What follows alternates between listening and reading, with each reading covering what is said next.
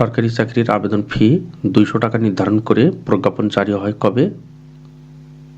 ১১ December ২০২৪ সালে সরকারি চাকরির আবেদন ফি ২০০ টাকা নির্ধারণ করে প্রজ্ঞাপন জারি করা হয়। ১১ ডিসেম্বর ২০২৪ সালে ১০ ডিসেম্বর ২০২৪ সালে প্রকাশিত তালিকা অনুসারে দেশের নদ-নদীর সংখ্যা কতটি? ১১৫৬টি। ১০ ডিসেম্বর ২০২৪ সালে প্রকাশিত তালিকা অনুসারে দেশের নদ-নদীর সংখ্যা ১১৫৬টি। জয় বাংলাকে জাতীয় স্লোগান ঘোষণার হাইকোর্টের দেওয়া রায় স্থগিত করা হয় কবে? ১০ ডিসেম্বর ২০২৪ সালে জয় বাংলাকে জাতীয় স্লোগান ঘোষণার হাইকোর্টের দেওয়া রায় স্থগিত করা হয়। ১০ ডিসেম্বর ২০২৪ সালে প্রবাসীদের মেশিন রিডেবল পাসপোর্ট বা এমআরপি দেওয়া শুরু হয় কবে থেকে?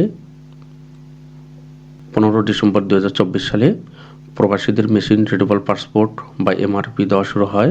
১৫ ডিসেম্বর ২০২৪ সালে নিহত বুয়েট ছাত্র আবরার ফাহাদকে নিয়ে নির্মিত চলচ্চিত্রের নাম কি? Room number ২০১১। নিহত বুয়েট ছাত্র আবরার ফাহাদকে নিয়ে নির্মিত চলচ্চিত্রের নাম রুম নম্বর ২০১১। রুম নম্বর ২০১১ চলচ্চিত্র মুক্তি পায় কবে? ৩রা ডিসেম্বর ২০২৪ সালে রুম নম্বর ২০১১ চলচ্চিত্রটি মুক্তি পায়। ৩রা ডিসেম্বর ২০২৪ সালে বিএসএমএমইউ এর কেবিন ১১৭ কার স্মৃতিকক্ষ হিসেবে সংরক্ষণ করা হয়েছে?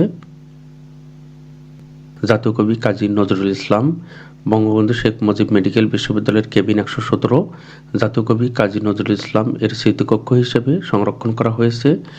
কাজী নজরুল ইসলামকে জাতীয় কবি ঘোষণা দিয়ে গেজেট প্রকাশের প্রস্তাব অনুমোদন দেওয়া হয় কবে? ৫ ডিসেম্বর ২০২৪ সালে কাজী নজরুল ইসলামকে জাতীয় কবি ঘোষণা দিয়ে গেজেট প্রকাশের প্রস্তাব অনুমোদন দেওয়া হয়। ৫ ডিসেম্বর ২০২৪ সালে যমুনা রেল সেতু দিয়ে প্রথম পরীক্ষামূলক ট্রেন চলাচল শুরু করে কবে? ২৬ নভেম্বর ২০২৪ সালে যমুনা রেল সেতু দিয়ে প্রথম পরীক্ষামূলক ট্রেন চলাচল শুরু করে। ২৬ নভেম্বর ২০২৪ সালে এম এ মুহিত হিমালয় পর্বতের থরং শিখর জয় করেন কবে? ৫ নভেম্বর ২০২৪ সালে এম এ মুহিত হিমালয় পর্বতের থরং শিখর জয় করেন। ৫ নভেম্বর ২০২৪ সালে ১১ ডিসেম্বর ২০২৪ ঘোষিত দেশের একমাত্র উপকূলীয় নদীবন্দর কোনটি?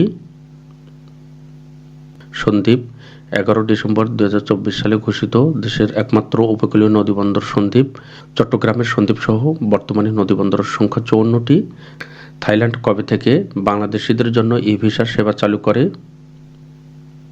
২রা জানুয়ারি ২০২৫ সাল থেকে।